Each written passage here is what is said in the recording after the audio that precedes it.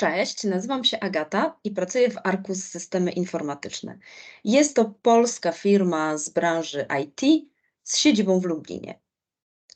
W Arcusie zajmuję się kwestiami miękkiego HR-u, kwestiami organizacji pracy, marketingu, PR-u.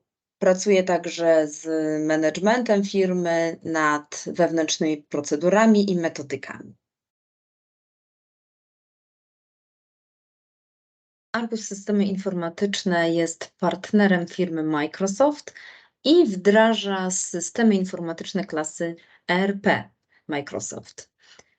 Wdrażamy te systemy w średnich i dużych firmach z bardzo różnych branż, z sektora zarówno prywatnego, jak i publicznego. Po wdrożeniach zaś oferujemy usługi wsparcia, czyli pomoc dla użytkowników oprogramowania, rozwój tego oprogramowania, dostosowywanie go do potrzeb klientów. Dostosowujemy także ten duży międzynarodowy system ERP do polskich realiów prawnych poprzez tworzenie własnych produktów, które właśnie odpowiadają na wymagania prawne rynku polskiego. W momencie rozpoczęcia pandemii nasza firma przeszła prawie całkowicie na pracę zdalną. Przy czym byliśmy na tę zmianę w dużym stopniu przygotowani, ponieważ już wcześniej, zarówno we współpracy wewnętrznej, jak i w pracy z klientami, korzystaliśmy z form pracy zdalnej i z narzędzi do tego służących. Obecnie w firmie wykształcił się model pracy hybrydowej, ciągle zresztą ewoluujący.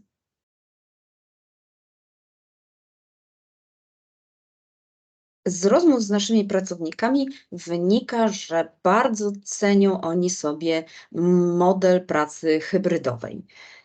Według nich pozwala on elastycznie łączyć pracę z życiem rodzinnym, prywatnym oraz z innymi obowiązkami. Natomiast oczywiście dla menedżerów, kierowników projektu oznacza to pewne wyzwania.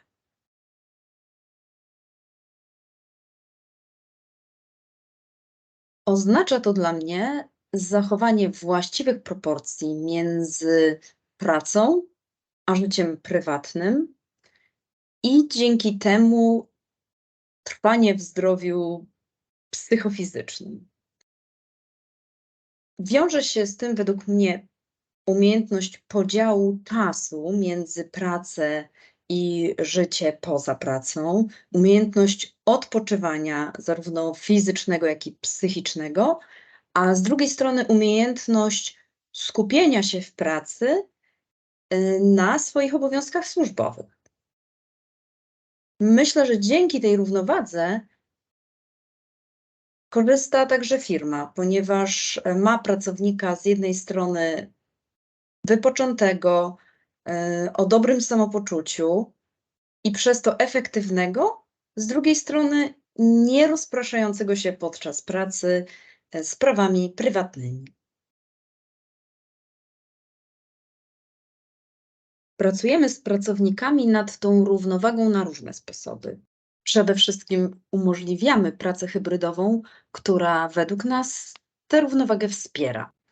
Poprzez systemy zarządzania projektami, zadaniami staramy się weryfikować, czy pracownik właściwie spędza swój czas pracy, czy spędza go na obowiązkach służbowych i czy jest w tym efektywny.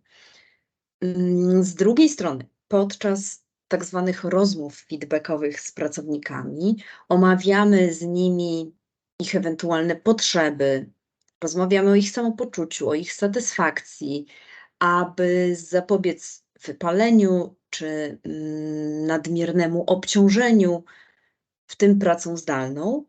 I w razie problemów pomagamy znaleźć i wdrożyć środki zaradcze.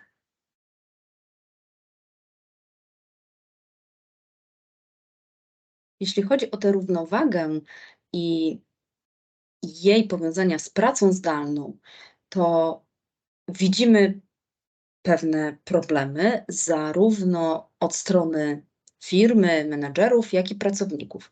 Menadżerowie najczęściej narzekają na utrudnienia przy wdrożeniu nowych pracowników, kiedy nie towarzyszy temu kontakt bezpośredni albo jest go zbyt mało. Mówią także o swoich rozterkach odnośnie kontrolowania pracy pracowników zdalnych.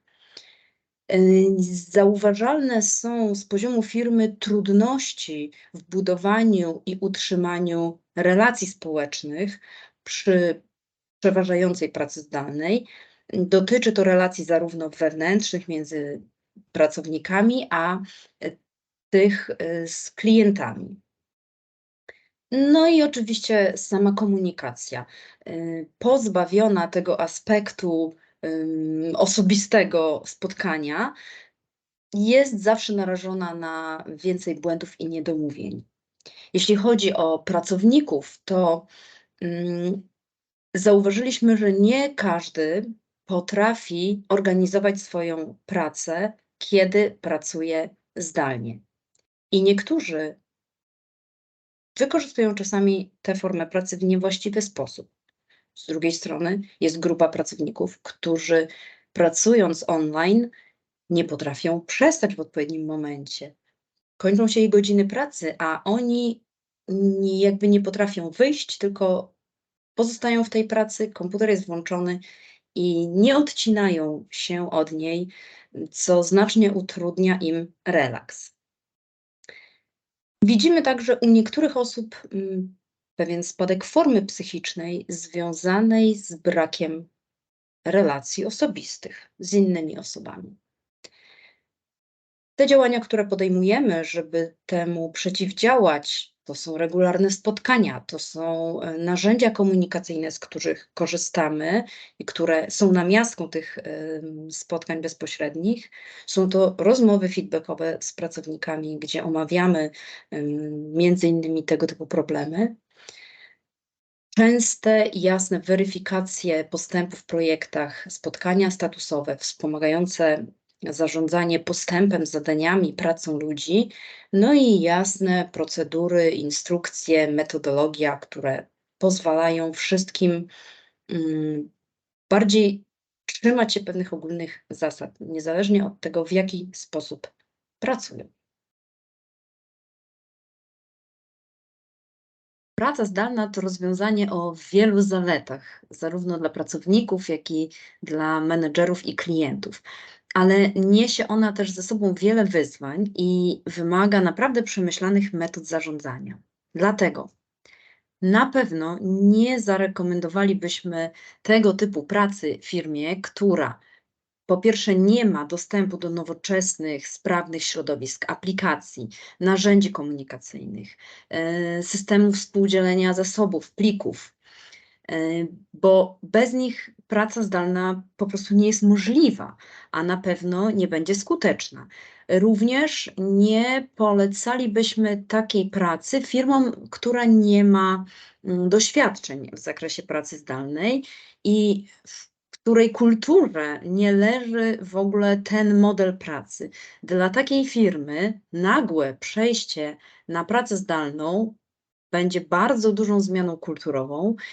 Nie każdy z pracowników za nią nadąży, nie każdy się w niej sprawnie odnajdzie. To bardzo podnosi ryzyko chaosu. Druga rzecz to to, o czym przekonaliśmy się po pewnym czasie pracy w trybie zdalnym. Tak jak człowiek potrzebuje światła, tak potrzebuje też kontaktu z innymi ludźmi. I to jest pewna potrzeba naturalna. I tak jak da się żyć nawet długo bez światła i da się pracować tylko zdalnie i nie kontaktować się z ludźmi bezpośrednio, tak zawsze to będzie miało wpływ na jakość zarówno tej pracy, jak i samopoczucia człowieka, który jest istotą społeczną. Także w naszej ocenie hybrydowość wydaje się jednak najlepszym rozwiązaniem.